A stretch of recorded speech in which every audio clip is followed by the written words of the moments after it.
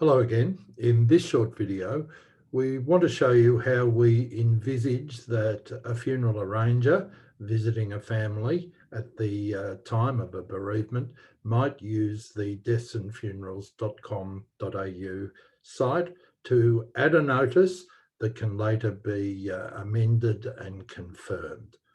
So I've logged in to the Phony Funeral Director site that I have, and you can see quite clearly on that screen the add a notice function.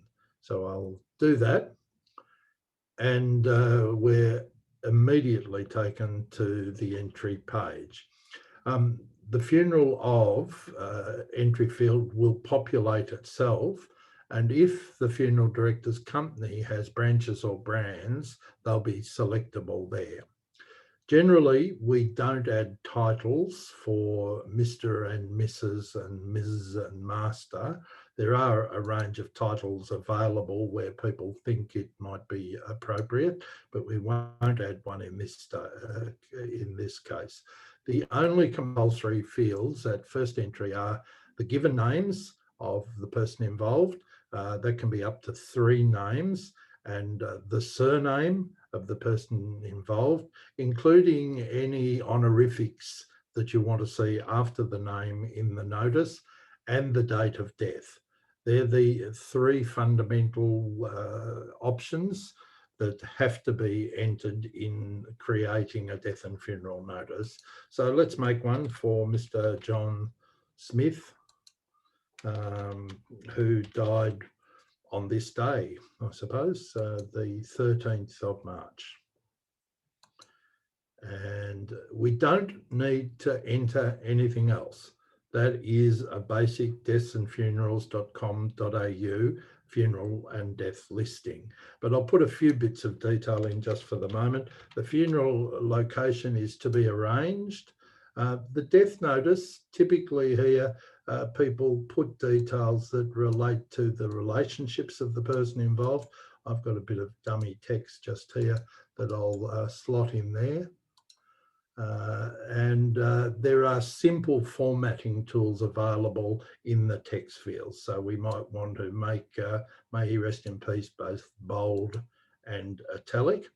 And because I'm not going to enter funeral details at this stage, I'll put this simple bit of text in the further details field.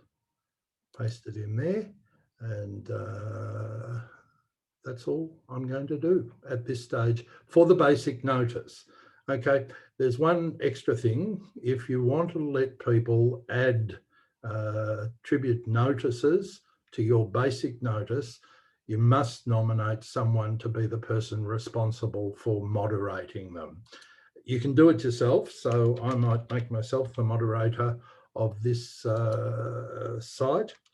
And to do that, I have to put my name and my email address. That's because a confirming email will be sent to that email address to make sure that the person is prepared to do it. And the capacity to add tribute comments will not be activated until that person accepts that role.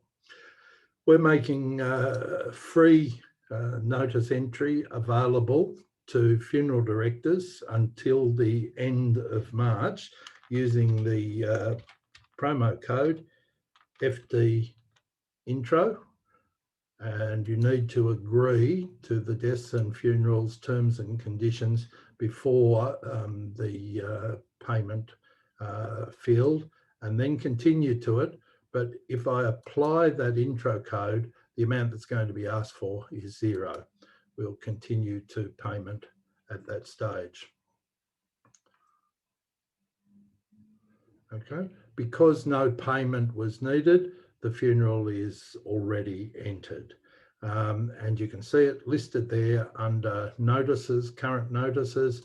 If you click on it, then the details become available again and ready to be edited. That's all I wanted to show at this stage, how a funeral arranger at the place where the funeral is being arranged can quickly and easily add a basic death and funerals.com.au notice.